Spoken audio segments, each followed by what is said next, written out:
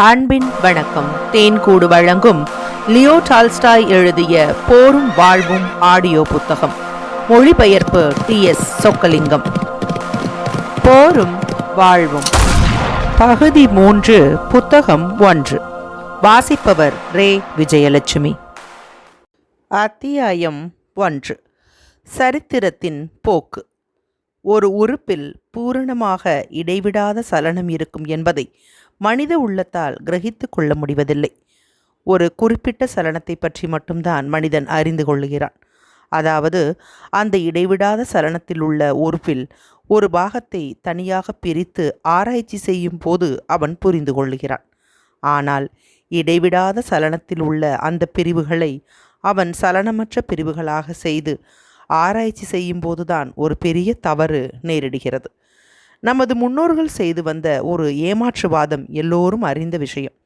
அதாவது ஆச்சிலஸ் என்பவன் ஆமையை விட 10 மடங்கு அதிக வேகமாக நடக்கக்கூடியவனாய் இருந்தாலும் அவன் அந்த ஆமையை பிடிக்க முடியாது என்பதுதான் அந்த ஏமாற்றுவாதமாகும். தனக்கும் ஆமைக்கும் உள்ள தூரத்தை ஆச்சிலஸ் கடந்து முடியும் போது அந்த தூரத்தில் 10ல் 1 பங்கு தூரத்தை ஆமை மேலும் கடந்து விடுகிறது. அந்த 10ல் 1 பங்கு தூரத்தை ஆச்சிலஸ் கடக்கும் முன்பாக 100ல் 1 பங்கு தூரத்தை ஆமை கடந்து விடுகிறது. இம்மாதிரியாக சொல்லிக்கொண்டே போவார்கள். ஆகவே இந்த பிரச்சனை தீர்க்க முடியாத ஒரு பிரச்சனை என்று நமது முன்னோர்களுக்கு தோன்றி வந்தது. ஆமையை ஒரு காலும் ஆச்சிலஸால் தோற்கடிக்க முடியாது என்ற அசட்டுத்தனமான பேச்சு இதிலிருந்துதான் பிறந்தது. அந்த சலனத்தை சலனமில்லாத பிரிவுகளாக பிரித்தார்கள். ஆனால் ஆச்சிலஸின் சலனமும் ஆமையின் சலனமும் இடைவிடாத தொடர்ச்சியான சலனங்களாகும். சலனத்தின் பிரிவுகளை சின்னஞ்சிறியவைகளாக பிரித்து கொண்டே போனால் அந்த பிரச்சனைக்கு உண்டான முடிவிடம் நாம் நெருங்கியதாக தோன்றலாம். ஆனால் நாம் அதை அடையவே முடியாது. சின்னஞ்சிறு பிரிவுகளையும் 10ல் 1 பாகம் அவை முன்னேறி போவதையும் வைத்து கொண்டு மொத்தமாக முன்னேற்றத்தை கணக்கு போட்டால்தான் அந்த பிரச்சனைக்கு முடிவு காண முடியும். இம்மாதிரி சின்னஞ்சிறு பிரிவுகளை எப்படி கணக்கிடுவது என்று கணித சாஸ்திரத்தில் ஒரு பிரிவு தோன்றியிருக்கிறது. சலனத்தின் சிக்கலான பிரச்சனைகளுக்கு முன்பெல்லாம் முடிவு காண முடியாது என்று தோன்றிய பிரச்சனைகளுக்கு இதன் மூலம் இப்பொழுது முடிவு காண முடியும். இந்த புதிய கணித சாஸ்திரம் நமது முன்னோர்களுக்கு தெரியாது. இடைவிடாத சலனத்தை பற்றிய பிரச்சனைகளில் முடிவு காணும்போது சின்னஞ்சிறு பிரிவுகளை பிரதான சலனத்தோடு சேர்த்து கணக்கு பார்ப்போமானால் அந்த தவறு ஏற்படாது. அதாவது தொடர்ச்சியான சலனத்திற்கு பதிலாக பிரிவுகளை அதிலிருந்து தனியாக பிரித்து ஆராய்ச்சி செய்யும் தவறு ஏற்படாது. சரித்திர சம்பந்தமான சம்பவங்களை ஆட்டி வைக்கும் விதியும் இதே கொள்கையில்தான் நடைபெற்று வருகிறது. மனித சமூகத்தின் போக்கானது கணக்கற்ற மனித உள்ளங்களில் ஏற்படும் விருப்பங்களினால் அமைகிறது. அது தொடர்ச்சியானது. இந்த தொடர்ச்சியான முன்னேற்றத்தின் விதிகளை அறிவதுதான் சரித்திரத்தின் நோக்கம். மனித உள்ளங்களின் விருப்பங்களினால் மொத்தமாய் ஏற்படக்கூடிய இந்த விதிகளை அறிவதற்கு மனித உள்ளமானது தனித்தனியாக பிரித்த பகுதிகளை கொண்டு நிர்ணயிக்கிறது. தொடர்ச்சியாக நடந்து கொண்டு வரும் சம்பவங்களில் இருந்து சிலவற்றை பொறுக்கி எடுத்து அவற்றை மற்றவைகளிலிருந்து பிரித்து ஆராய்ச்சி செய்வதே சரித்திரத்தின் முதலாவது முறையாகும். எந்த சம்பவத்திற்கும் ஆரம்பம் என்பது இல்லை, இருக்கவும் முடியாது. ஏனெனில் ஒரு சம்பவம் மற்றொரு சம்பவத்திலிருந்து அறுபடாது தொடர்ந்து வருகிறது. இரண்டாவது முறையானது ஒரு குறிப்பிட்ட ஒரு மனிதரின் செய்கைகளை ஆராய்ச்சி செய்வதாகும். அதாவது ஒரு மன்னர் அல்லது ஒரு கமாண்டர் ஆகியவர்களின் செய்கைகளை சீர்தூக்கி பார்ப்பது. கணக்கற்ற தனித்தனி மனித உள்ளங்களின் விருப்பங்கள் கூடி சேர்ந்து நிற்பதற்கு சமமானமாக அந்த தனிப்பட்டவரின் செய்கைகளை பாவித்து ஆராய்ச்சி செய்வதாகும். ஆனால் சரித்திர பிரசித்தி பெற்ற ஒரு தனிப்பட்ட நபர் அந்த தனித்தனி உள்ளங்களின் மொத்த விருப்பங்களை எப்பொழுதுமே பிரதிபலித்ததில்லை. உண்மையிடம் நெருங்க வேண்டும் என்று சரித்திர சாஸ்திரம் முயற்சி செய்கிறது. ஆனால் எப்பொழுதுமே தன்னுடைய ஆராய்ச்சிக்காக சின்னஞ்சிறு பகுதிகளையே அது எடுத்துக்கொள்கிறது. அது எடுத்துக்கொள்ளும் பகுதிகள் எவ்வளவு சிறியவையாக இருந்தாலும் மற்றவைகளை விட்டு அதை பிரித்து எடுத்து ஆராய்ச்சி செய்யக்கூடாது என்று நாம் நினைக்கிறோம். ஒரு அற்புதத்தின் ஆரம்பம் என்று நினைத்து கொள்ளுவதோ அல்லது மக்கள் பலருடைய விருப்பங்களை ஒரு சரித்திர பிரசித்தி பெற்றவர் தம்முடைய செய்கைகளால் பிரதிபலிக்கிறார் என்று சொல்லுவதோ பொய்யானவையாகும். சரித்திரத்திலிருந்து பெறக்கூடிய முடிவுகளை தூள் தூளாக தகர்த்து எறிவதற்கு ஒரு பெரிய முயற்சி அவசியமே இல்லை. ஏதாவது ஒரு பகுதியை, சிறியதையோ பெரியதையோ எடுத்து ஆராய்ச்சி செய்ய வேண்டும். ஆராய்ச்சிக்காரருக்கு அம்மாதிரி செய்ய உரிமை உண்டு. ஏனெனில் சரித்திரம் சொல்லுகிற எந்த பகுதியும் அம்மாதிரி பிரித்து எடுக்கப்பட்டதுதான். மிகச்சிறிய பகுதியை ஆராய்ச்சிக்கு எடுத்துக்கொள்ள வேண்டும். அது மனிதர்களின் தனிப்பட்ட போக்குகளை காட்டும் வேறு விதமான சரித்திரமாயிருக்கும். அதன் பின்னால் அவற்றை கூட்டி சேர்க்கும் வித்தையை செய்ய வேண்டும். அதாவது இந்த மிகச்சிறிய பகுதிகளின் ஒட்டுமொத்தத்தை கண்டுபிடிக்க வேண்டும். அப்புறம்தான் சரித்திரத்தின் விதிகளை கண்டுபிடிக்கலாம் என்று நாம் நம்ப முடியும். 19வது நூற்றாண்டின் முதல் 15 வருஷங்களில் ஐரோப்பாவில் கோடிக்கணக்கான மக்களின் நடமாட்டங்கள் காணப்பட்டன. வழக்கமான தொழில்களை விட்டுவிட்டு அவர்கள் ஐரோப்பாவின் ஒரு பக்கத்திலிருந்து மற்றொரு பக்கத்திற்கு போவார்கள். ஒருவரை ஒருவர் கொள்ளையடிப்பார்கள், கொலை செய்வார்கள், வெற்றி பெறுவார்கள், அதைரியத்தில் மூழ்குவார்கள். சில வருஷங்களுக்குள் வாழ்க்கையின் போக்கு முழுவதுமே மாறி ஒரு கடுமையான கிளர்ச்சியை தோற்றுவித்தது. அந்த கிளர்ச்சி முதலில் வேகமாய் இருந்தது, பின்னால் அயர்ந்து போயிற்று.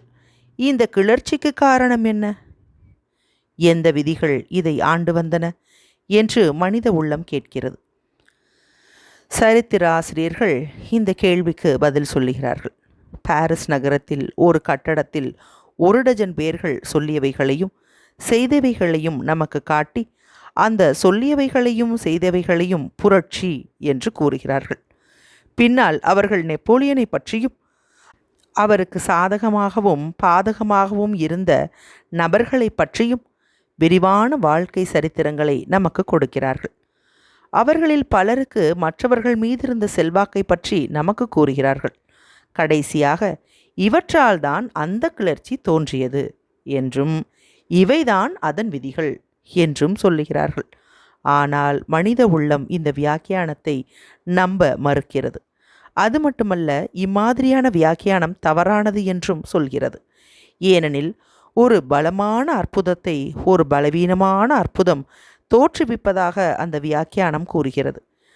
மனித விருப்பங்களின் ஒட்டு மொத்தம்தான் புரட்சியையும் நெப்போலியனையும் தோற்றுவித்தது. அந்த ஒட்டு மொத்தம்தான் முதலில் அவைகளை சகித்து கொண்டிருந்தது. அதுதான் அவைகளை அழிக்கவும் செய்தது. வெற்றி கிடைக்கும் ஒவ்வொரு தடவையிலும் வெற்றி வீரர்கள் இருந்திருக்கிறார்கள். எந்த ராஜ்யத்திலும் புரட்சி ஏற்படும் ஒவ்வொரு தடவையிலும் பெரிய மனிதர்கள் இருந்திருக்கிறார்கள் என்று சரித்திரம் சொல்லுகிறது. வெற்றி வீரர்கள் தோன்றும் ஒவ்வொரு தடவையிலும் அங்கே யுத்தங்கள் தோன்றுகின்றன என்பது உண்மையே. ஆனால் அந்த வெற்றி வீரர்கள் அந்த யுத்தங்களுக்கு காரணமாயிருந்தார்கள் என்பதை இது நிரூபிக்கவில்லை. அதை போலவே தனிப்பட்ட ஒருவரின் சொந்த நடவடிக்கைகளில் யுத்தம் ஏற்படுவதற்கான விதிகளை கண்டுபிடிப்பதும் அசாத்தியம் என்று மனித அறிவு சொல்லுகிறது. என்னுடைய கெடிகாரத்தில் 10 மணி ஆகும்போது பக்கத்தில் உள்ள மாதா கோயிலின் மணிகளை கேட்கிறேன். ஆனால் கெடிகாரத்தில் 10 மணி ஆகிறபடியால் தான் அங்கே மணிகள் அடிக்கின்றன என்று நான் நினைத்து கொள்ளவோ, அந்த கெடிகாரத்தில் உள்ள கைகள்தான் அந்த மணிகளின் அசைவுகளுக்கு காரணம் என்று நினைத்து கொள்ளவோ எனக்கு உரிமை கிடையாது. நான் ஒரு ரயில்வே இன்ஜினை பார்க்கும்போது அதனுடைய ஊதல் சப்தம் கேட்டதும் அதனுடைய வால்வுகள் திறந்து சக்கரங்கள் சுற்றுவதை பார்க்கிறேன். ஆனால் அந்த ஊதல் சப்தமும் சக்கரங்கள் சுற்றுவதும் தான் அந்த இன்ஜின் போவதற்கு காரணம் என்று முடிவு செய்ய எனக்கு உரிமை கிடையாது. இலை தொழிற்காலத்தின் பிற்பகுதியில் ஓக் மரங்கள் துளிர் விடுவதால் தான் குளிர்ந்த காற்று அடிக்கிறது என்று விவசாயிகள் சொல்லுகிறார்கள். ஆனால் ஒவ்வொரு இலை தொழிற்காலத்திலும் ஓக் மரம் துளிர் விடும்போது குளிர்ந்த காற்று வீசிக்கொண்டுதான் இருக்கிறது. ஆனால் ஓக் மரம் துளிர் விடும்போது எதனால் குளிர்ந்த காற்று அடிக்கிறது என்பது எனக்கு தெரியாது. என்றாலும் அந்த ஓக் மரம் துளிர் விடுவதனால்தான் குளிர்ந்த காற்று அடிக்கிறது என்று விவசாயிகள் கூறுவதை நான் ஒப்புக்கொள்ள முடியாது. ஏனெனில் அந்த துளிர்களால் அந்த காற்றை வீசும்படி செய்ய முடியாது. சந்தர்ப்பங்கள் ஒன்று கூடுவதையே அந்த விஷயத்தில் நாம் காணலாம். வாழ்க்கையின் எல்லா அற்புத சம்பவங்களிலும் அம்மாதிரியே சந்தர்ப்பங்கள் ஒன்று கூடுவதை நான் பார்க்கிறேன். எவ்வளவு ஜாக்கிரதையாக கெடிகாரத்தின் கைகளை நான் பார்த்தபோதிலும், ஓக் மரத்தை பார்த்தபோதிலும் அந்த மணிகள் அடிப்பதன் காரணத்தையோ எஞ்சின் நகர்வதன் காரணத்தையோ இலைத்துளிர் காலத்தில் காற்று அடிப்பதன் காரணத்தையோ என்னால் கண்டுபிடிக்க முடியவில்லை. அதை கண்டுபிடிக்க வேண்டுமானால் மணி அடிபடுவதன் விதிகளையும் நீராவியின் வேலைகளை பற்றிய விதிகளையும் நான் கற்றுக்கொள்ள வேண்டும். சரித்திரமும் அம்மாதிரியே செய்ய வேண்டும். அம்மாதிரி வழியில் வேலை செய்வதற்கான முயற்சிகள் ஏற்கனவே ஆரம்பமாகிவிட்டன. சரித்திரத்தின் விதிகளை நாம் கற்றுக்கொள்ள வேண்டுமானால் நாம் கவனிக்க வேண்டிய விஷயங்களை முற்றிலும் மாற்ற வேண்டும். அதாவது மன்னர்களையும் மந்திரிகளையும் ஜெனரல்களையும் நாம் விட்டுவிட வேண்டும். மக்களை உந்தி தள்ளக்கூடிய பொதுவான மிகச்சிறிய பகுதிகளை கவனிக்க வேண்டும். இம்மாதிரி வழியில் சரித்திரத்தின் விதிகளை அறிந்து கொள்வதற்கு மனிதன் எவ்வளவு தூரம் முன்னேறுவது சாத்தியம் என்பதை ஒருவராலும் சொல்ல முடியாது. ஆனால் சரித்திரத்தின் விதிகளை கண்டுபிடிப்பதற்கு இந்த வழியில் போனால்தான் சாத்தியமாகும் என்பது தெளிவான விஷயம். என்றாலும் மன்னர்களுடையவும் கமாண்டர்களுடையவும் மந்திரிகளுடையவும் நடவடிக்கைகளை விஸ்தரித்து அந்த செய்கைகளிலிருந்து தங்களுக்கு ஏற்படும் அபிப்பிராயங்களை சரித்திர ஆசிரியர்கள் சொல்லுகிறார்கள். அந்த முயற்சியில் 10 லட்சத்தில் 1 பங்கு கூட நாம் மேலே சொல்லிய வழியில் தங்கள் மனோமுயற்சியை சரித்திர ஆசிரியர்கள் செலவிடவில்லை. அத்தியாயம் 1 நிறைவுற்றது. அத்தியாயம் 2. பாராடினோவிலிருந்து குட்டுஜோவ் பின்வாங்கியது ஏன்?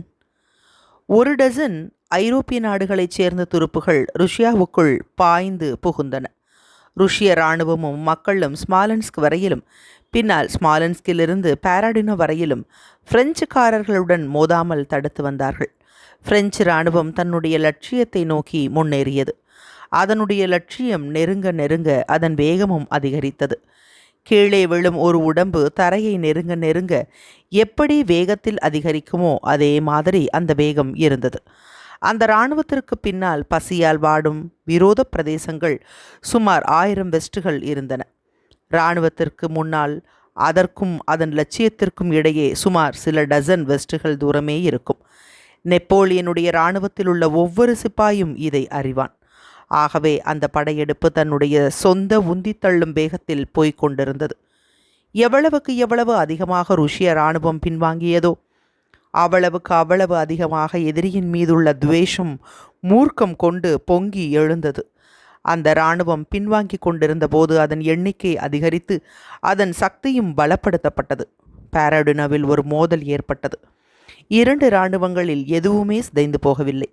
ஆனால் அந்த மோதலுக்கு பின்பு ருஷ்ய இராணுவம் உடனே பின்வாங்கியது. ஒரு பந்தானது தன்னை விட அதிக வேகமாய் வருவதோடு மோதினால் அது பின்னால் வந்து சேரும். அதே மாதிரி ருஷ்ய இராணுவம் அந்த மோதுதலுக்கு பின்னால் பின்வாங்க ஆரம்பித்தது.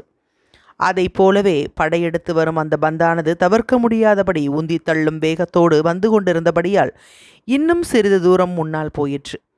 ஆனால் அந்த மோதுதலானது அதனுடைய வேகத்தை குறைத்து விட்டது. மாஸ்கோவிற்கு அப்புறம் 80 மைல் தூரத்தில் ருஷ்யர்கள் பின்வாங்கினார்கள். பிரெஞ்சுக்காரர்கள் மாஸ்கோவை அடைந்ததும் அங்கேயே நிற்க வேண்டியதாயிற்று. அதன் பின்னால் 5 வாரங்களுக்கு ஒரு போர் கூட நடைபெறவில்லை. மரண காயமடைந்து இரத்தம் சொட்டி கொண்டிருக்கும் ஒரு மிருகம் தன்னுடைய காயங்களை நக்கிக் கொண்டிருக்கும். அதே மாதிரி பிரெஞ்சுக்காரர்கள் 5 வாரங்கள் ஒன்றுமே செய்யாமல் மாஸ்கோவில் தங்கியிருந்தார்கள். அதன் பின்பு திடீரென்று எவ்வித புதிய காரணமும் இல்லாமல் திரும்பி ஓடினார்கள். காலூகா ரஸ்தாவை நோக்கி அவர்கள் பறந்தார்கள். அங்கே மாலாயாரா ஸ்வாலட்ஸ் என்ற இடத்தில் ஒரு சிறிய போரில் எதையும் செய்யாமல் இன்னும் வேகமாக ஸ்மாலன்ஸ்கிற்கு ஓடினார்கள். அங்கிருந்து பெரியோஜினாவிற்கும் அங்கிருந்து வில்னாவிற்கும் அங்கிருந்து அதற்கு மேலும் ஓடினார்கள். ஆகஸ்ட் 26ஆம் தேதியன்று மாலையில் குட்டுஜோவும் அந்த ருஷ்ய இராணுவம் முழுவதும் பாராடினோவில் தங்களுக்கு வெற்றி கிடைத்ததாகவே நம்பினார்கள். அம்மாதிரியே சக்கரவர்த்திக்கு குட்டுஜோவ் அறிக்கை அனுப்பினார். புதிதாக ஒரு தாக்குதலை நடத்தி எதிரிகளை தொலைத்து விடுவதற்காக அவர் இம்மாதிரி செய்யவில்லை. எதிரி முறியடிக்கப்பட்டான் என்று அவரும் அந்த போரில் கலந்து கொண்ட ஒவ்வொருவரும் நம்பியபடியால் தான் அம்மாதிரி உத்தரவிட்டார். ஆனால் அன்று மாலை பூராவும் மறுநாளும் ஒன்றன் பின் ஒன்றாக அறிக்கைகள் வந்து கொண்டே இருந்தன. இதற்கு முன் கேள்விப்படாத விதத்தில் நஷ்டங்கள் ஏற்பட்டுவிட்டன என்றும் ருஷ்ய இராணுவத்தில் சரிபாதி அழிந்து விட்டது என்றும் அவையெல்லாம் கூறின. ஆகவே புதிதாய் ஒரு போர் ஆரம்பிப்பது என்பது அசாத்தியம் என்பது ஸ்தாபிதமாயிற்று. பூரா தகவல்களும் வந்து சேரும் முன்பு, காயம்பட்டவர்களையெல்லாம் கொண்டு வந்து சேர்க்கும் முன்பு, வெடிமருந்து சப்ளைகளை சரியாக சேகரித்து கொள்ளும் முன்பு, மாண்டு போனவர்களை கணக்கு எடுக்கும் முன்பு, கொல்லப்பட்டவர்களுக்கு பதிலாக புதிய அதிகாரிகளை நியமிக்கும் முன்பு, சிப்பாய்கள் எல்லாரும் உண்டு உறங்குவதற்கு முன்பு யுத்தம் ஆரம்பிப்பது என்பது அசாத்தியமான காரியம். ஆனால் அந்த போர் நடந்த தினத்திற்கு மறுநாள் காலையில் பிரெஞ்சு இராணுவம் முன்னேற ஆரம்பித்தது. தன்னுடைய லட்சியத்தை அடைவதற்கு இடையில் உள்ள தூரத்தை கடக்க வேண்டும் என்ற வேகத்தோடு அது முன்னேறியது. மறுநாள் தாக்க வேண்டும் என்று குட்டுஜோவ் விரும்பினார். அந்த முழு இராணுவமும் அதே மாதிரியே விரும்பியது. ஆனால் ஒரு தாக்குதலை நடத்துவதற்கு விருப்பம் மட்டும் இருந்தால் போதுமானதல்ல. அம்மாதிரி செய்வதற்கு ஒரு சாத்தியமும் இருக்க வேண்டும். அந்த சாத்தியம் அப்பொழுது அங்கு இல்லை. ஒரு நாள் கூட பின்வாங்காமல் இருப்பது சாத்தியமானதாய் இல்லை. அதே மாதிரி மறுநாளும் 3ஆம் நாளும் பின்வாங்காமல் இருப்பது சாத்தியமில்லாமல் இருந்தது. செப்டம்பர் 1 தேதியன்று மாஸ்கோவிற்கு சமீபமாக ருஷ்ய இராணுவம் வந்து சேர்ந்தது. அப்பொழுதும் கூட போரிட வேண்டும் என்ற எண்ணம் இராணுவம் பூராவாக பலமாயிருந்த போதிலும் சூழ்நிலைகளின் அவசியத்தால் மாஸ்கோவுக்கு அப்புறமும் பின்வாங்க நேரிட்டது. அந்த துருப்புகள் கடைசியாக மேலும் ஒரு நாள் பின்வாங்கி மாஸ்கோவை எதிரிகளிடம் விட்டுவிட்டன. படையெடுப்பு திட்டங்களையும் போர் திட்டங்களையும் ஜெனரல்களே தயாரிப்பதாக சிலர் நினைப்பது வழக்கம். ஒரு தேசப்படத்தின் முன்பாக உட்கார்ந்து கொண்டு இந்த யுத்தத்திலோ அந்த யுத்தத்திலோ தாம் எப்படி செய்வார் என்பதை யார் வேண்டுமானாலும் மனோராஜ்யம் செய்து கொண்டிருக்கலாம். அம்மாதிரி பேர்வழிகள் சில கேள்விகளை கேட்கலாம். அவையாவன: பின்வாங்கி வரும்போது குட்டுஜோவ் இதையோ அதையோ ஏன் செய்யவில்லை? பில்லை என்ற இடத்தில் அவர் வரும் முன்பு அவர் ஏன் ஒரு இடத்தில் நின்று அணிவகுத்து இருக்கக்கூடாது? மாஸ்கோவை கைவிட்டுவிட்டு காலுகா ரஸ்தா வழியாக அவர் ஏன் பின்வாங்கியிருக்கக்கூடாது? இது மாதிரி பல கேட்கலாம். இந்த விதமான வழிகளில் நினைக்கிறவர்கள் ஒரு விஷயத்தை மறந்து விடுகிறார்கள் அல்லது அறியாமல் இருக்கிறார்கள். அதாவது, தவிர்க்க முடியாத நிலைமைகள் எப்பொழுதுமே சேனாதிபதியின் நடவடிக்கைகளை கட்டுப்படுத்தி விடுகின்றன. நாம் சௌக்கியமாக ஒரு அறையில் உட்கார்ந்து கொண்டு சில போர் நடவடிக்கைகளை, தேசப்படங்களை கவனித்து ஆராய்ச்சி செய்து கொண்டிருக்கலாம். இப்பக்கமும் அப்பக்கமும் துருப்புகள் இருப்பதாக கணக்கு போட்டுக்கொண்டு ஒரு குறிப்பிட்ட நேரத்தில் அம்மாதிரி நடக்க வேண்டும் என்று ஆராய்ச்சி செய்யலாம். ஆனால் ஒரு சேனாதிபதியின் நடவடிக்கைகளை இம்மாதிரியெல்லாம் செய்ய முடியாது. நாம் ஆராய்ச்சி செய்யும்போது ஒரு குறிப்பிட்ட இடத்திலிருந்து யுத்தம் ஆரம்பிப்பதாக வைத்துக்கொண்டு செய்வோம். அம்மாதிரி ஒரு சேனாதிபதி நடக்க முடியாது. பற்பல விதமாக மாறிக்கொண்டிருக்கும் சம்பவங்களுக்கு இடையே சேனாதிபதி எப்பொழுதுமே அமர்ந்து வேலை செய்ய வேண்டியிருக்கிறது. ஆகவே நடந்து கொண்டிருக்கும் ஒரு சம்பவத்தின் முழு தாத்பரியத்தையும் எந்த நேரத்திலும் அவரால் சிந்திக்க முடியாது.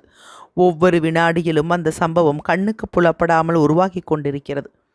இடைவிடாமல் ஒவ்வொரு வினாடியும் தொடர்ச்சியாக உருவாகி கொண்டிருக்கும் இந்த சம்பவங்களுக்கு இடையில் சேனாதிபதி இருக்கிறார்.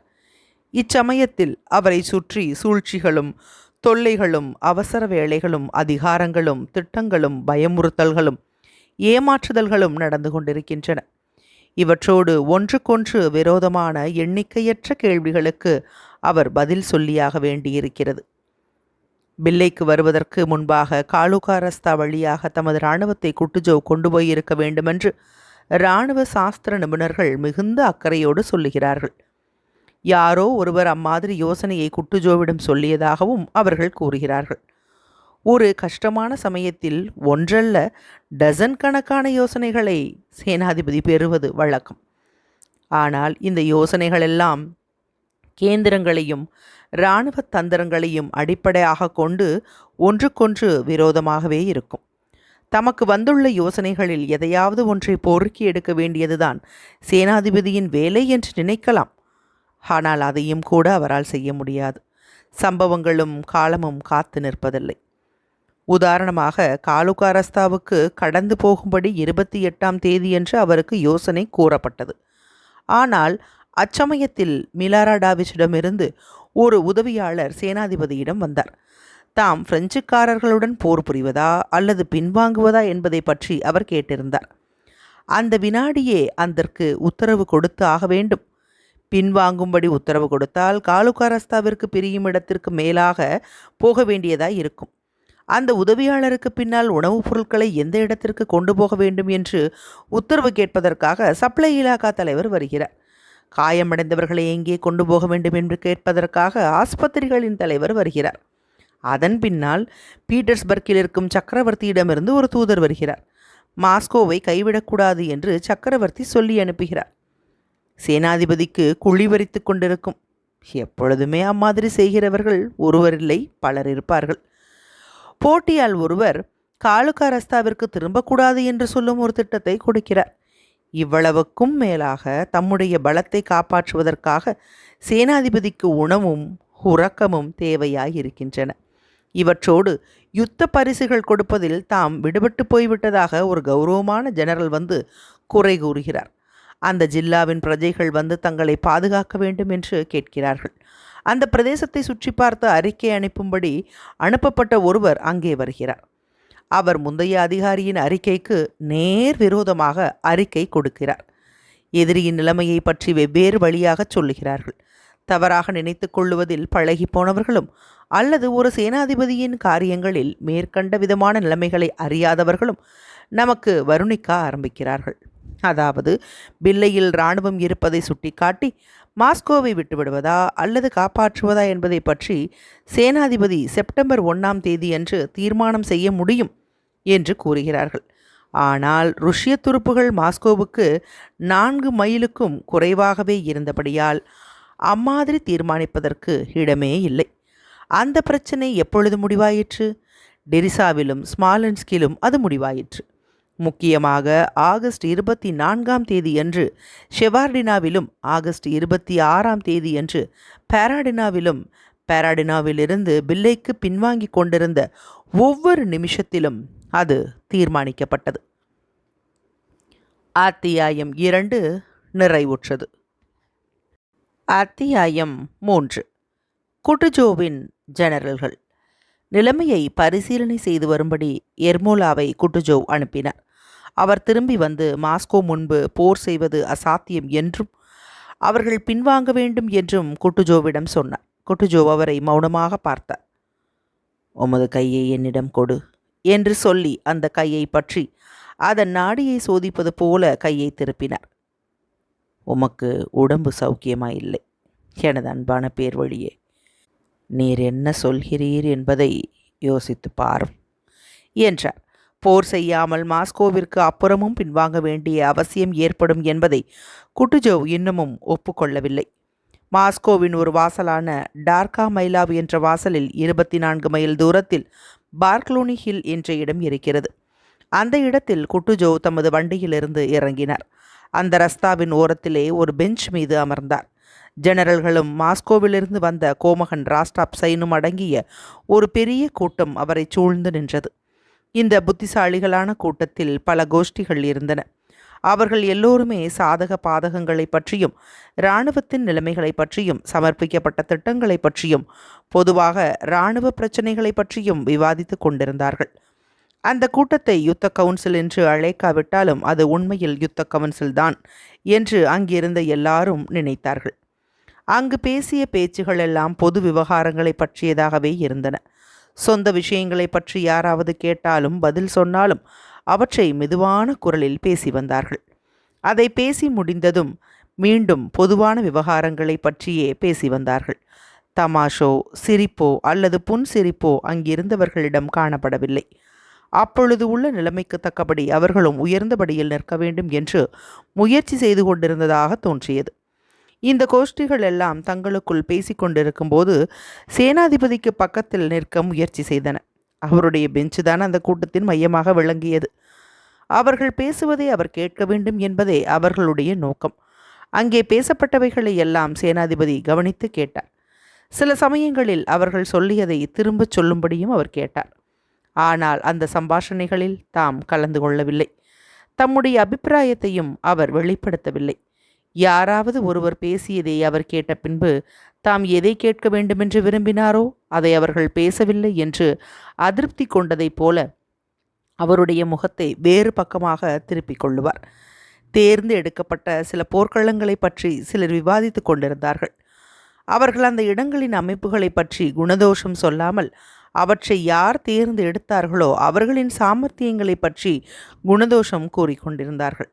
2 தினங்களுக்கு முன்பாகவே ஒரு போரை நடத்தியிருக்க வேண்டும் என்றும் அப்படி செய்யாததால் ஒரு தவறு நேர்ந்துவிட்டது என்றும் சிலர் வாதம் செய்து கொண்டிருந்தார்கள். கிராசாட் என்ற புதிதாய் வந்த பிரெஞ்சுக்காரர் ஸ்பானிய யூனிஃபார்ம் அணிந்து கொண்டிருந்தார். சாலமங்கா என்ற இடத்தில் நடந்த யுத்தத்தை பற்றி அவர்கள் சொல்லிய விவரங்களை வேறு சிலர் பேசிக்கொண்டிருந்தார்கள். இந்த பிரெஞ்சுக்காரரும் ருஷ்ய இராணுவத்தைச் சேர்ந்த ஒரு ஜெர்மன் இளவரசரும் சாரகோசா முற்றுகையை பற்றி விவாதித்து கொண்டிருந்தார்கள். அதே மாதிரி மாஸ்கோவையும் ஏன் பாதுகாக்க முடியாது என்று அவர்கள் சிந்தித்து கொண்டிருந்தார்கள். 4வது கோஷ்டியிடம் கோமகன் ராஸ்டாப்சென் பேசிக் கொண்டிருந்தார். பாதுகாப்பு படையோடு சேர்ந்து மாஸ்கோவின் கோட்டை சுவர்களுக்கு முன்பாக தம்முடைய உயிரை கொடுப்பதற்கு தயாராக இருப்பதாக அவர் சொன்னார். ஆனால் அங்கே என்ன நடந்து கொண்டிருக்கிறது என்பதை அறிய முடியாமல் தாம் தவிப்பதாகவும், நடக்கிற விஷயங்களை தாம் சீக்கிரமாக அறிந்து கொண்டால் நிலைமை வேறு விதமாக இருக்கும் என்றும் அவர் சொன்னார். தங்களுடைய யுத்த தந்திர சாமர்த்தியங்களை வெளியே காட்டிக்கொண்டு 5வது கோஷ்டி துருப்புகள் இப்பொழுது எம்மாதிரி நடக்க வேண்டும் என்பதை கூறிக்கொண்டிருந்தார்கள். 6வது கோஷ்டி முற்றிலும் அசட்டு பேச்சுகளையே பேசிக்கொண்டிருந்தார்கள். குட்டுஜோவின் தோற்றம் வர வர சிந்தனையில் ஆழ்ந்தும் இருண்டும் காணப்பட்டது. இந்த எல்லா பேச்சுகளிலிருந்தும் அவர் ஒரு விஷயத்தை கண்டார். மாஸ்கோவை பாதுகாப்பது என்பது காரியத்தில் நடக்க முடியாத விஷயம். இந்த வார்த்தைகளின் முழு அர்த்தத்தையும் அவர் உணர்ந்தார். அதாவது, புத்தியற்ற கமாண்டர் யாராவது ஒருவர் அம்மாதிரி உத்தரவிடுவாரானால் அதனால் குழப்பம் ஏற்படுமே ஒழிய போர் நடக்காது. ஏனெனில் அம்மாதிரி போர் செய்வது அசாத்தியம் என்பதை எல்லா கமாண்டர்களும் உணர்ந்திருந்தார்கள். அதோடு அவர்கள் பேசிய பேச்சுகளெல்லாம் மாஸ்கோவை கைவிட்ட பின்பு என்ன நடக்கும் என்பதை பற்றியதாகவே இருந்தன. அசாத்தியம் என்று நினைக்கிற போருக்கு அந்த கமாண்டர்கள் தங்கள் துருப்புகளை எப்படி நடத்தி கொண்டு போக முடியும்? கீழ்த்தர அதிகாரிகளும் சிப்பாய்களும் கூட அம்மாதிரி நடத்த முடியாது என்றும், ஆகவே தோல்வி நிச்சயம் கிடைக்கும் என்றும் தெரிந்து கொண்டு போர் செய்ய போக முடியாது என்றும் நினைத்தார்கள். பாதுகாப்பு செய்ய வேண்டியதுதான் என்று பெனிக்சன் வற்புறுத்தினாலும், அதை பற்றி மற்றவர்கள் இன்னமும் விவாதித்து கொண்டிருந்தாலும் அந்த பிரச்சனையானது தற்சமயம் முக்கியமானதாய் இல்லை. அதன் பெயரால் வாத பிரதிவாதங்கள் செய்வதற்கும் சூழ்ச்சிகள் செய்வதற்குமே அது உபயோகமாய் இருந்தது. இதை குட்டுஜோவ் நன்றாய் அறிவார். போர்க்களத்தை தேர்ந்தெடுக்க பெனிக்சன் தமது ருஷ்ய தேசாபிமானத்தை வேகமாய் காட்டினார். கண்ணை சிமிட்டாமல் இதை கவனித்து கேட்க குட்டுஜோவால் முடியவில்லை. மாஸ்கோவை எப்படியாவது பாதுகாக்க வேண்டும் என்று பெனிக்சன் வற்புறுத்தினார். அவருடைய நோக்கம் பட்ட பகலை போல குட்டுஜோவுக்கு விளங்கியது. அதாவது, பாதுகாப்பு ஏற்பாடுகள் தோல்வியுறுமானால் ஸ்பாரோ ஹில்ஸ் என்ற இடத்திலிருந்து போர் செய்யாமலேயே இராணுவத்தை கொண்டு வந்த குட்டுஜோவ் மீது அந்த பழி சேரும். பாதுகாப்பு ஏற்பாடுகள் வெற்றி பெறுமானால் அதற்குண்டான கீர்த்தியை பெனிக்சன் பெற்றுக்கொள்ளலாம். அல்லது போர் செய்யாமல் இருந்தாலும் மாஸ்கோவை கைவிட்ட பழியிலிருந்து பெனிக்சன் தப்பித்து கொள்ளலாம். ஆனால் அந்த வயோதிகரின் மனதில் இந்த சூழ்ச்சி இப்பொழுது இடம்பெறவில்லை. ஒரு பயங்கரமான பிரச்சனையினால்தான் அவருடைய மனம் பூராவாக கவர்ந்திருந்தது. அந்த பிரச்சனைக்கு யாரிடமிருந்தும் எவ்விதமான பதிலும் அவருக்கு கிடைக்கவில்லை. இப்பொழுது அவருக்கு ஏற்பட்டுள்ள கேள்வி இதுதான்: மாஸ்கோவிற்கு நெப்போலியன் வந்து சேரும்படி உண்மையிலேயே நான் தான் இடம் கொடுத்தேனா? எப்பொழுது நான் அதை செய்தேன்? எப்பொழுது அது தீர்மானிக்கப்பட்டது? பின்வாங்கும்படி பிலாட்டாவுக்கு நேற்று நான் உத்தரவு கொடுத்த போதுதான் அது நடந்ததா? அல்லது அதற்கு முந்தைய நாள் மாலையில் உத்தரவுகளை கொடுக்கும்படி பெனிக்சனுக்கு சொல்லிவிட்டு நான் தூங்கப் போன போது நடந்ததா? அல்லது அதற்கும் முன்னால் நடந்ததா? எப்பொழுது இந்த பயங்கரமான விஷயம் தீர்மானிக்கப்பட்டது? மாஸ்கோ கைவிடப்பட வேண்டும், இராணுவம் பின்வாங்க வேண்டும், அதற்கான உத்தரவுகளை கொடுத்தாக வேண்டும். அந்த பயங்கரமான உத்தரவுகளை கொடுப்பதானது தமது சேனாதிபத்தியத்தை ராஜினாமா செய்வதற்கு ஒப்பானது என்று அவருக்கு தோன்றியது. அதிகாரத்தில் அவருக்கு ஆசையுண்டு. அதில் அவர் பழக்கப்பட்டு போனார். இளவரசர் பிராஜாரோவ்ஸ்கியின் தலைமையில் அவர் துருக்கியில் சேவை செய்தார். அவருக்கு பட்டங்கள் கொடுத்தது குட்டுஜோவுக்கு கோபத்தை மூட்டியது. ஆனால் ருஷ்யாவை காப்பாற்றுவதற்கு தாம் விதிக்கப்பட்டிருப்பதாக அவர் நம்பினார். அதனால்தான் சக்கரவர்த்தியின் விருப்பத்திற்கு எதிராக மக்களின் விருப்பத்தினால் அவர் சேனாதிபதியாக தேர்ந்தெடுக்கப்பட்டார். இந்த கஷ்டமான சந்தர்ப்பங்களில் அவர் ஒருவரால் தான் இராணுவத்தை நடத்த முடியும் என்று அவர் உண்மையாக நம்பினார். தோற்கடிக்கப்பட முடியாது என்று கருதப்பட்ட நெப்போலியனை அவர் ஒருவர்தான் பயமின்றி எதிர்க்க முடியும் என்று உறுதியாக நம்பினார். ஆகவே தாம் இப்பொழுது பிறப்பிக்க வேண்டிய உத்தரவுகளை பற்றி நினைத்தபோது அவர் பீதி கொண்டார். ஆனால் ஏதாவது ஒன்றை தீர்மானித்தாக வேண்டும். தம்மை சுற்றி நடந்து கொண்டிருக்கும் அந்த சம்பாஷணைகள் கட்டுமீறி போவதை உடனே நிறுத்தியாக வேண்டும். மிகவும் முக்கியமான ஜெனரல்களை அவர் தம்மிடம் அழைத்தார். என்னுடைய புத்தி நல்லதாய் இருந்தாலும் கெட்டதாய் இருந்தாலும் அதை நான் நம்பித்தான் ஆக வேண்டும் என்று அவர் சொல்லிவிட்டு அந்த பெஞ்சிலிருந்து எழுந்தார். பின்னால் தமது வண்டிகள் காத்து கொண்டிருக்கும் பில்லை என்ற இடத்திற்கு சவாரி போனார். அத்தியாயம் 3 நிறைவுற்றது. அத்தியாயம் 4. மாஸ்கோவை கைவிட குட்டுஜோவ் முடிவு. ஆண்ட்ரூ சாவாஸ் டியானாவின் முகாம் பெரியதாகவும் நன்றாகவும் இருந்தது. அந்த இடத்தில் மாலை 2 மணிக்கு யுத்த கவுன்சில் கூட ஆரம்பித்தது. ஆளோடிக்கு அப்புறமாக அந்த பெரிய விவசாயியின் குடும்பத்தைச் சேர்ந்த ஆண்களும் பெண்களும் குழந்தைகளும் கூடி நின்றார்கள். ஆண்ட்ரூவின் 6 வயதான பேத்தியின் பெயர் மாலாஷா. கலங்காத மேன்மை தங்கியவர் அந்த குழந்தையை தட்டி கொடுத்து தாம் தேநீர் சாப்பிட்ட போது கொஞ்சம் சர்க்கரையும் கொடுத்தார். அந்த பெரிய அறையில் ஒரு செங்கல் அடுப்பிற்கு மேலாக அந்த குழந்தை நின்று கொண்டிருந்தாள். நாணம் கலந்த மகிழ்ச்சியோடு அங்கு வந்த ஜெனரல்களின் முகங்களையும் யூனிஃபாரங்களையும் பதக்கங்களையும் மாலாஷா பார்த்து கொண்டிருந்தாள். ஒரு மூலையில் தெய்வ சிலைகளுக்கு கீழாக போடப்பட்டிருந்த அகலமான பெஞ்சுகளில் ஒவ்வொருவராக வந்து ஜெனரல்கள் அமர்ந்தார்கள். மாலாஷா தன் மனதிற்குள் தாதா என்று அழைத்து கொண்டிருக்கிற குட்டுஜோவ் அந்த அடுப்பிற்கு பின்னால் ஒரு இருண்ட மூலையில் தனித்து அமர்ந்திருந்தார். ஒரு சாய்வு நாற்காலியில் ஆழ்ந்து உட்கார்ந்து அடிக்கடி தமது தொண்டையை கனைத்து கொண்டும் தமது பொத்தான் போடாத கோட்டின் கழுத்து பட்டியை இழுத்து கொண்டும் தமது பிடரியை கிள்ளி கொண்டும் இருந்தார். உள்ளே வந்தவர்கள் ஒவ்வொருவராக சேனாதிபதியிடம் போனார்கள். அவர் சிலருடைய கைகளை அழுத்தினார், சிலருக்கு தலையை ஆட்டினார். குட்டுஜோவுக்கு எதிராக இருந்த ஜன்னலின் திரையை அவருடைய உதவியாளரான காய்சாராவ் அகற்றப் போனார். ஆனால் குட்டுஜோவ் கோபமாக தமது கையை அசைத்தார். தமது முகத்தை ஒருவரும் பார்ப்பதற்கு கலங்காத மேன்மை தங்கியவர் பிரியப்படவில்லை என்பதை காய்சாராவ் அறிந்து கொண்டார். அந்த விவசாயியின் மேஜை மீது தேச படங்களும் திட்டங்களின் படங்களும் பென்சில்களும் காகிதங்களும் கிடந்தன. அதை சுற்றி ஏராளமானவர்கள் கூடிவிட்டபடியால் அந்த மேஜைக்கு பக்கத்தில் போடுவதற்காக மற்றொரு பெஞ்சை சேவகர்கள் கொண்டு வந்தார்கள். ஏர்மோலாவ், காய்சாராவ், டால் ஆகியவர்கள் அப்பொழுதுதான் வந்தபடியால் அந்த பெஞ்சில் அமர்ந்தார்கள். தெய்வ சிலைகளுக்கு கீழாக முன்வரிசையில் பார்க்லே டி டாலி அமர்ந்திருந்தார். அவருடைய நெற்றி அவருடைய வழுக்கை தலையோடு கலந்திருந்தது. அவருடைய கழுத்தில் செயின்ட் ஜார்ஜ் பதக்கம் தொங்கிக் கொண்டிருந்தது. அவர் முகம் வெள்ளரி அசௌக்கியமாக காணப்பட்டார். 2 தினங்களாக அவருக்கு ஜுரம் இருந்தது. இப்பொழுது வலியினால் அவர் உடம்பு நடுங்கிக் கொண்டிருந்தது.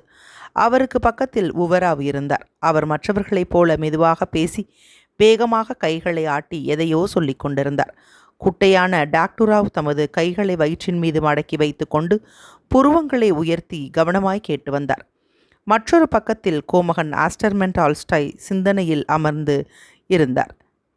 அவருடைய எடுப்பான தோற்றங்களையும் மின்னுகிற கண்களையும் கொண்ட தலையானது அவருடைய கை மீது சாய்ந்திருந்தது. கன்னப்பொட்டில் உள்ள கருப்பு தலைமுடியை முன்னோக்கி சுருட்டி விடுவது ராயேவ்ஸ்கியின் வழக்கம். அந்த தோற்றத்தோடு அவர் குட்டுஜோவை பார்ப்பதும் கதவை பார்ப்பதுமாக தம்முடைய பொறுமையின்மையை காட்டி வந்தார். கார்னாவ் நைட்ஸினுடைய உறுதியான அழகான அன்பான முகமானது ஒரு மென்மையான தந்திரமான புன்னகையால் ஒளிர்விட்டு கொண்டிருந்தது. அவருடைய பார்வை மாலாஷாவின் பார்வையை சந்தித்தது. அவருடைய கண்களில் தோன்றிய தோற்றத்தைக் கண்டு அந்த சிறிய பெண் புன்னகை காட்டினார். அவர்கள் எல்லோரும் பெனிக்சனுக்காக காத்திருந்தார்கள். இராணுவ நிலைமையை பார்த்து வரப்போவதாக சொல்லிக்கொண்டு அவர் ஒரு அருமையான டின்னரை சாப்பிட்டு கொண்டிருந்தார். 4 மணியிலிருந்து 6 மணி வரையில் அவர்கள் அவருக்காக காத்திருந்தார்கள். அந்த நேரத்தில் அவர்கள் ஆலோசனைகளை ஆரம்பிக்கவில்லை. வேறு விஷயங்களை பற்றிய மெதுவான குரலில் பேசிக் கொண்டிருந்தார்கள். பெனிக்சன் அந்த அறைக்குள் நுழைந்த பின்பே குட்டுஜோவ் அந்த மூலையிலிருந்து எழுந்து அங்கிருந்து மேஜையை நோக்கி முன்னால் வந்து அமர்ந்தார். ஆனால் அந்த மெழுகுவர்த்தி வெளிச்சத்தில் அவருடைய முகத்தை பார்க்கக்கூடிய தூரத்திற்கு அவர் வரவில்லை. பெனிக்சன் அந்த கவுன்சிலில் விவாதத்தை ஆரம்பித்து ஒரு கேள்வியை போட்டார். ருஷ்யாவின் புராதனமான தலைநகரை நாம் கைவிட்டு விடுவதா அல்லது அந்த தலைநகரை நாம் பாதுகாப்பதா? அதன் பின்னால் ஒரு நீளமான பொதுவான அமைதி நிலவியது. குட்டுஜோவின் கோபமான உருமல்களும் இடையிடையே தோன்றிய இருமல்களும் தான் அந்த அமைதியை கலைத்தன. எல்லா கண்களும் அவரை நோக்கின. மாலாஷா கூட தாதாவை நோக்கினாள். அவள் அவருக்கு சமீபமாக இருந்தபடியால் அவருடைய முகம் எம்மாதிரி சுழிக்கிறது என்பதை கண்டாள். அவர் அழப்போகிற மாதிரி காணப்பட்டார். ஆனால் அந்த தோற்றம் வெகுநேரம் நீடிக்கவில்லை. ருஷ்யாவின் புராதனமான புனிதமான தலைநகர் என்று பெனிக்சனின் வார்த்தைகளை கோபமாக அவர் திடீரென்று திருப்பிச் சொன்னார்.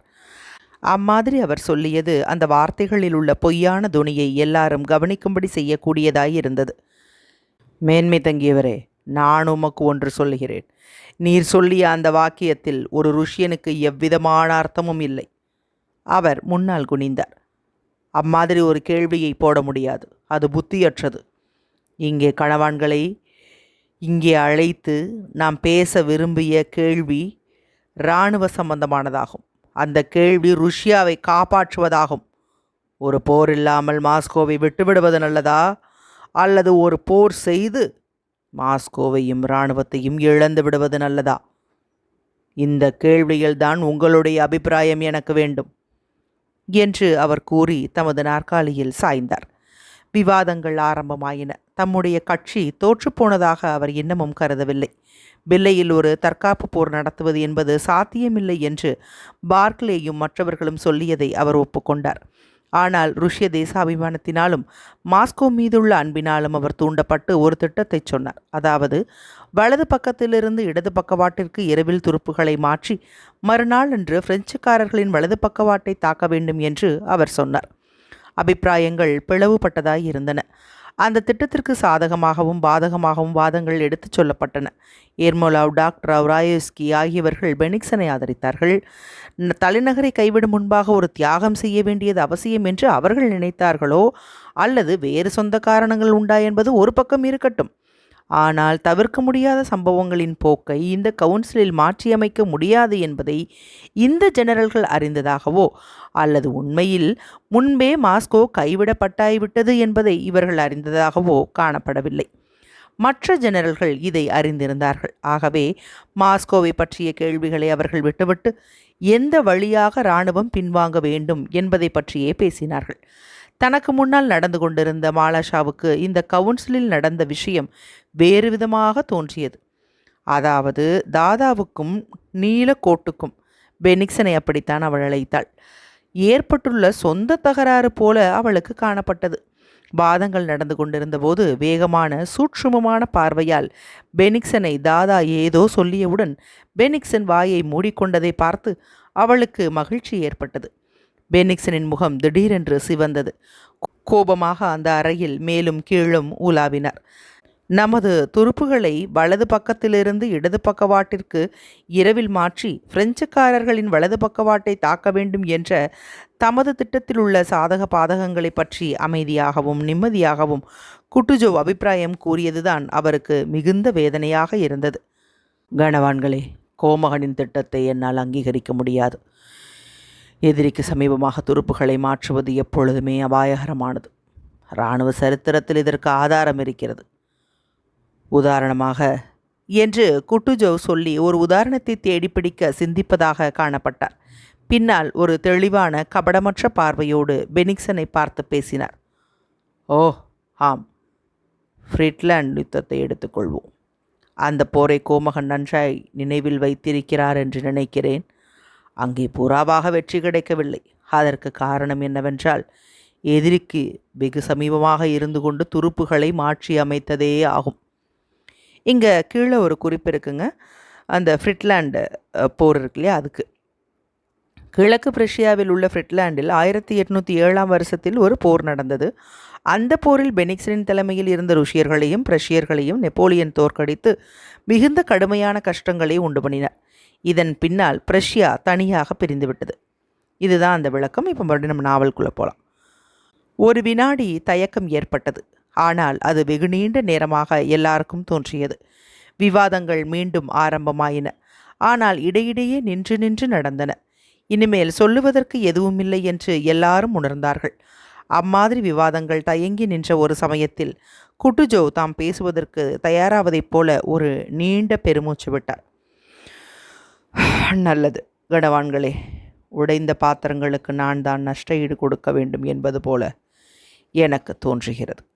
என்று அவர் சொல்லிவிட்டு மெதுவாக எழுந்து மேஜையை நோக்கி வந்தார்.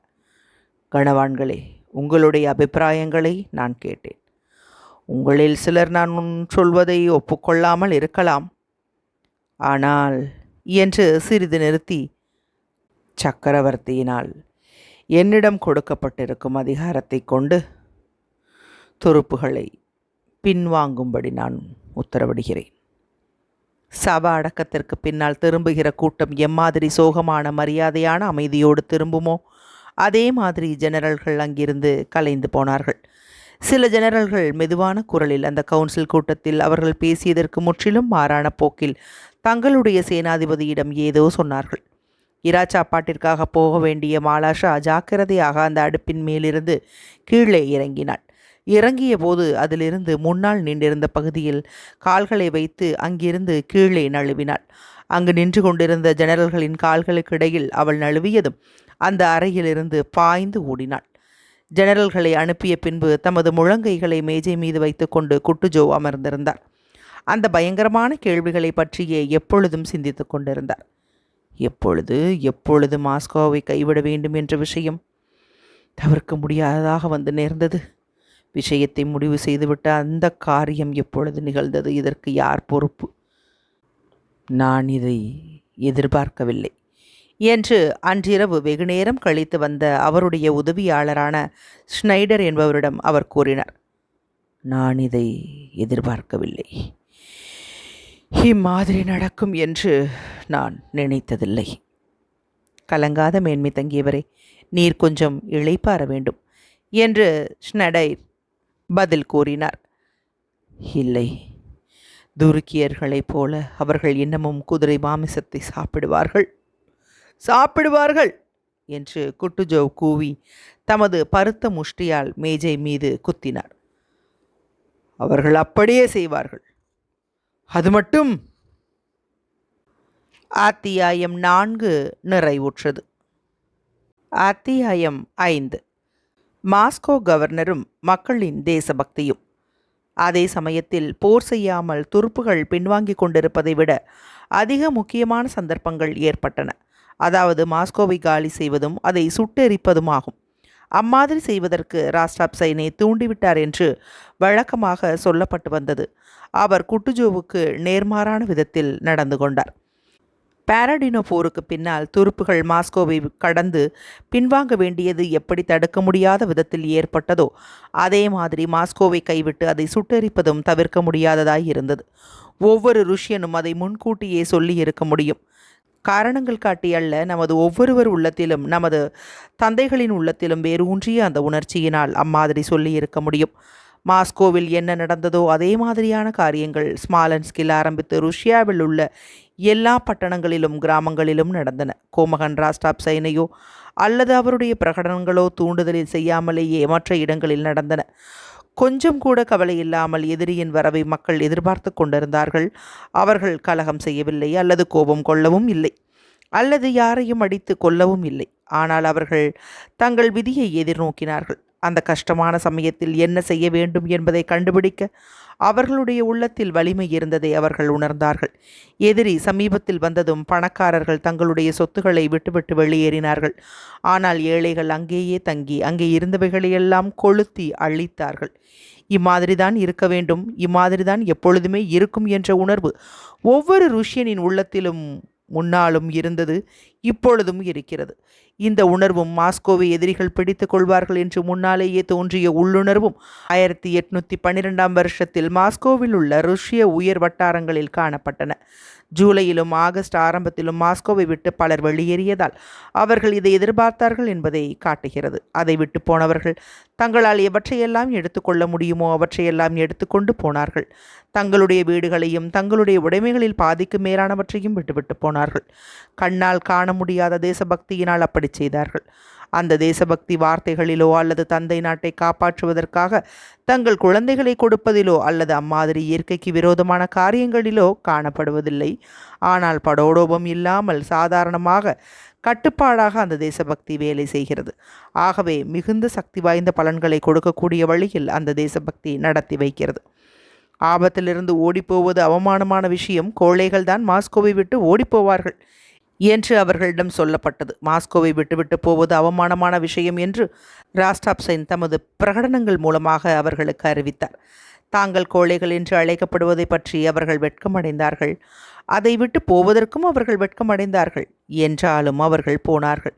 ஏனெனில் அம்மாதிரிதான் செய்தாக வேண்டும் என்பதை அவர்கள் அறிவார்கள். அவர்கள் ஏன் போனார்கள்? நெப்போலியன் தாம் பிடித்த நாடுகளில் செய்த அட்டூழியங்களை ராஸ்டாப்சைன் எடுத்துக்காட்டி பயமுறுத்தியதால் அவர்கள் போனார்கள் என்று சொல்ல முடியாது. முதலில் போனவர்கள் படித்து தேர்ந்த பணக்காரர்களே ஆகும். வியன்னாவும் பெர்லினும் சிதைந்து போகாமல் அப்படியே இருக்கின்றன என்பதை அவர்கள் அறிவார்கள். நெப்போலியனுடைய ஆக்கிரமிப்புக்கு பின்னால் அங்குள்ள பிரஜைகள் மகிழ்ச்சியாக பிரெஞ்சுக்காரர்களுடன் உல்லாசமாக நேரம் போக்கி வருகிறார்கள் என்பதையும் அவர்கள் அறிவார்கள். ருஷ்யர்களுக்கு, முக்கியமாக ருஷ்ய சீமாட்டிகளுக்கு பிரெஞ்சுக்காரர்களிடம் மிகுந்த பிரியம் உண்டு என்பதையும் அவர்கள் அறிவார்கள். மாஸ்கோவில் பிரெஞ்சு ஆட்சி ஏற்பட்ட பின்பு காரியங்கள் நன்றாக நடக்குமா அல்லது கெடுதலாக நடக்குமா என்ற விஷயத்தை பற்றி ருஷ்யர்களுக்கு எவ்வித சிரத்தையும் இல்லை. இதனால்தான் அவர்கள் வெளியே போனார்கள். பிரெஞ்சுக்காரர்களின் ஆட்சியின் கீழ் இருப்பது என்பது நினைக்க முடியாத விஷயம். அதைவிட மகா மோசமான வேறு காரியம் எதுவும் இருக்க முடியாது. பாரடினோ போருக்கு முன்பாகவே அவர்கள் போய்க் கொண்டிருந்தார்கள். அந்த போருக்கு பின்னால் இன்னமும் அதிகமாக போக ஆரம்பித்தார்கள்.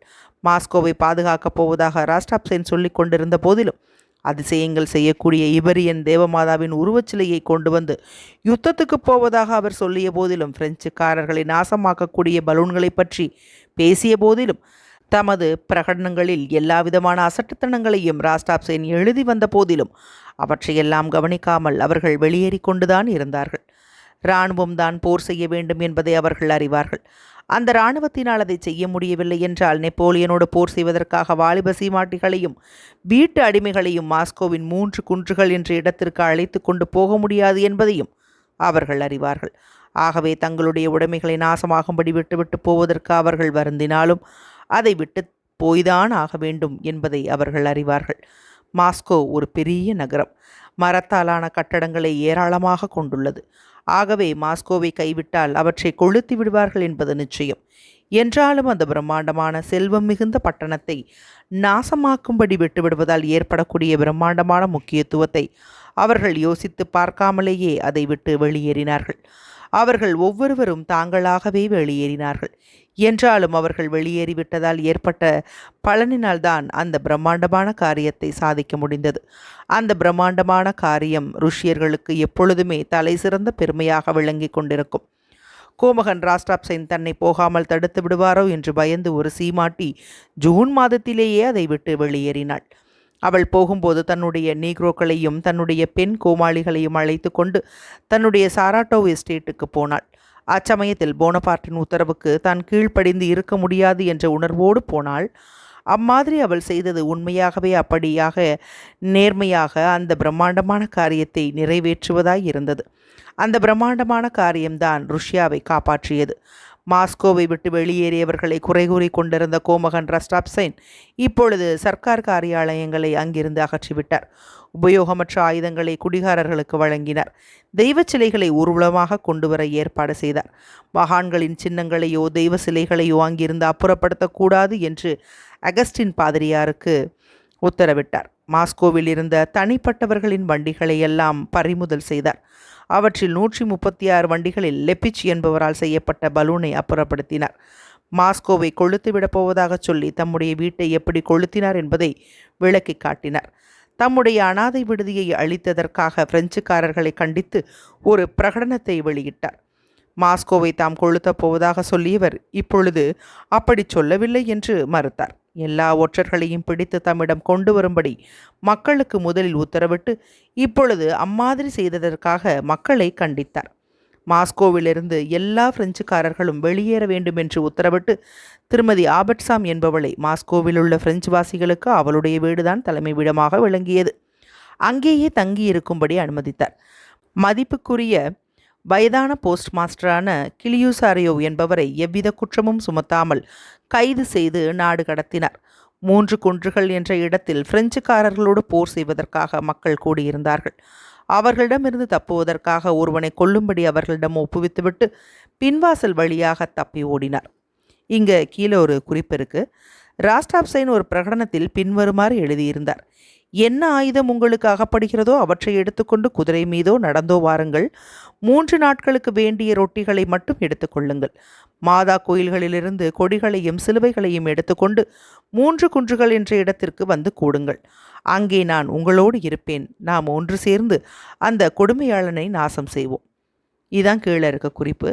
பிறகு மறுபடியும் நாவலுக்குள்ளே போகலாம். மாஸ்கோ வீழ்ச்சியுற்ற பின்பு தாம் உயிரோடு இருக்கப் போவதில்லை என்று அவர் அறிவித்தார். ஆனால் அந்த மாஸ்கோ சம்பந்தமாக தமக்குள்ள பங்கை பெருமையோடு பிரெஞ்சு பாஷையில் கவிகளாக எழுதினார். இதற்கும் கீழே ஒரு குறிப்பு இருக்கு. நான் ஒரு டாக்டராக பிறந்தேன். ஒரு ரோமனாக ஆக வேண்டுமென்று நான் விரும்பினேன். பிரெஞ்சுக்காரர்கள் என்னை காட்டு வினாடி என்றார்கள். ருஷ்யர்கள் என்னை ஜார்ஜஸ் டான்டின் என்று அழைத்தார்கள். இதுதான் அந்த கவிதைன்னு நினைக்கிறேன். மறுபடியும் நாவலுக்குள்ளே போகலாம். என்ன நடந்து கொண்டிருக்கிறது என்பதன் அர்த்தத்தை இந்த மனிதரால் அறிய முடியவில்லை. ஆனால் மக்களை ஆச்சரியப்படுத்தும் விதத்தில் எதையாவது செய்ய வேண்டும் என்று விரும்பினார். தேசாபிமானம் கொண்ட வீரத்தனமான செய்கையை செய்ய அவர் ஆசை கொண்டார். அந்த மறக்க முடியாத தடுக்க முடியாத சம்பவத்தோடு மாஸ்கோவை கைவிட்டு கொளுத்தியது ஒரு குழந்தையைப் போல விளையாடினார். அதாவது அவரை தன்னோடு அடித்து கொண்டு போன அந்த பிரம்மாண்டமான மக்களின் உணர்ச்சி வேகத்தை தமது சிறிய கையை கொண்டு வேகத்தை அதிகரிக்கவோ அல்லது நிறுத்தவோ முயற்சி செய்து கொண்டிருந்தார். அத்தியாயம் 5 நிறைவுற்றது.